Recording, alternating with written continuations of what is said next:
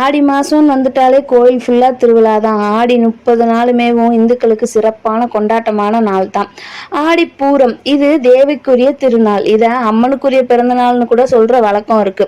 இந்த ஆடிப்பூர திருவிழா ஆடி மாதம் வர்ற ஆடி திங்கள்ல பூர நான்மீன் உச்சத்துல இருக்கும்போது கொண்டாடப்படுது.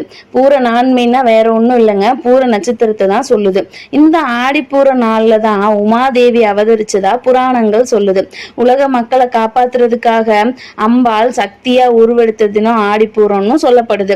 ஆடிப்பூரத்துல இன்னொரு சிறப்பு என்னன்னா, இந்த ஆடிப்பூர திருநாள வைணவ கோயில்லையும் கொண்டாடுறாங்க. அது மட்டும் இல்லாம சைவ கோயில்லையும் கொண்டாடுறாங்க. என்னங்க சொல்றீங்க, 2 கோயிலும் எப்படி கொண்டாடுவாங்க அப்படின்னு கேட்டீங்கன்னா, ஆமாங்க, இந்த ஆடி திங்கள்ல வர்ற பூர நட்சத்திரத்துலதான் சூடி கொடுத்த சுடர்குடியான ஆண்டாள் பிறந்திருக்காங்க.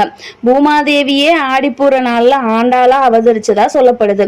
இதைத்தான் வைணவ கோயில்ல ரொம்ப சிறப்பா கொண்டாடுறாங்க.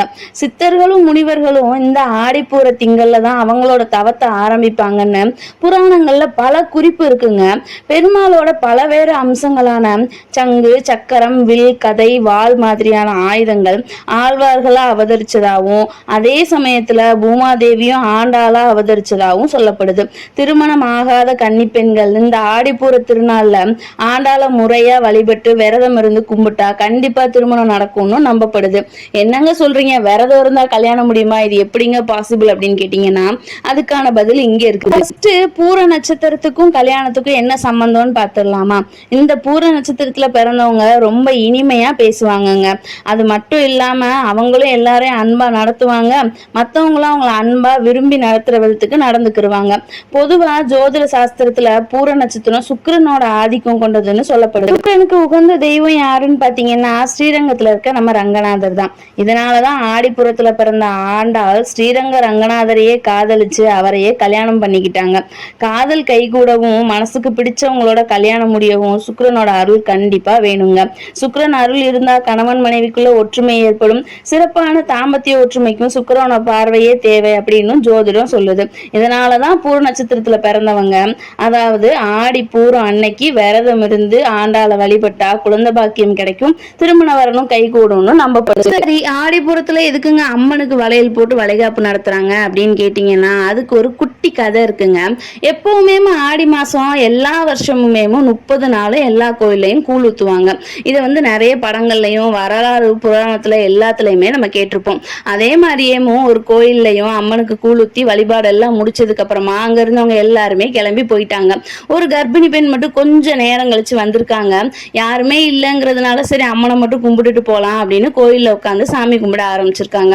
அந்த நேரத்துல அவங்களுக்கு பிரசவ வலி வந்துருச்சு. அவங்கள எட்டி கூப்பிடுறதுக்கு யாருமே இல்லை, அவங்களுக்கு உதவுறதுக்கு யாரும் இல்லை. அந்த நேரத்துல ஒரு பெண் அவங்களுக்கு உதவி இருக்காங்க. குழந்தைய வெளியில எடுத்து கொடுத்து எல்லா ஹெல்ப்பும் பண்ணி இருந்திருக்காங்க.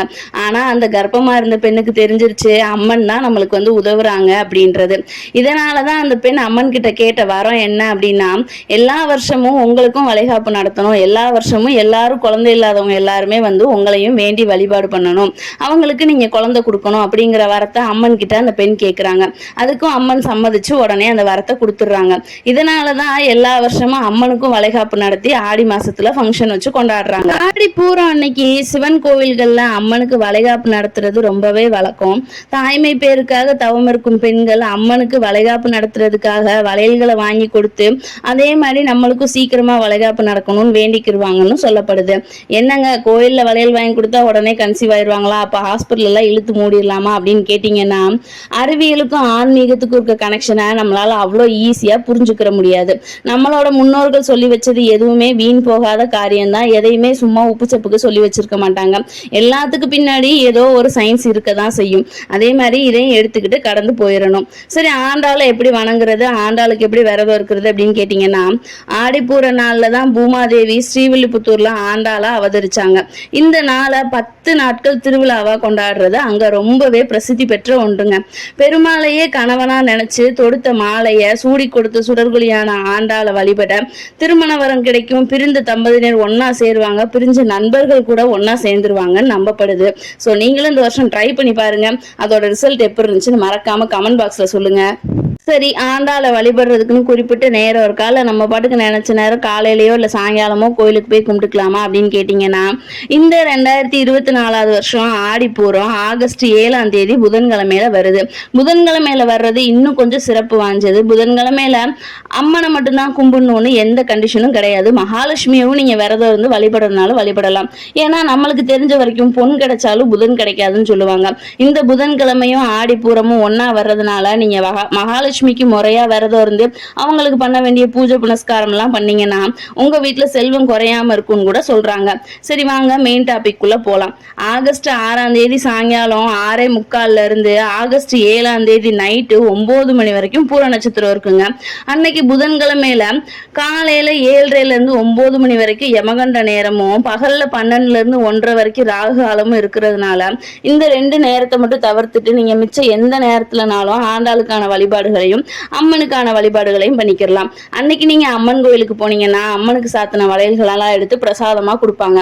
அதையும் நீங்க வாங்கி உங்க கையில அணிவிச்சுக்கலாம்.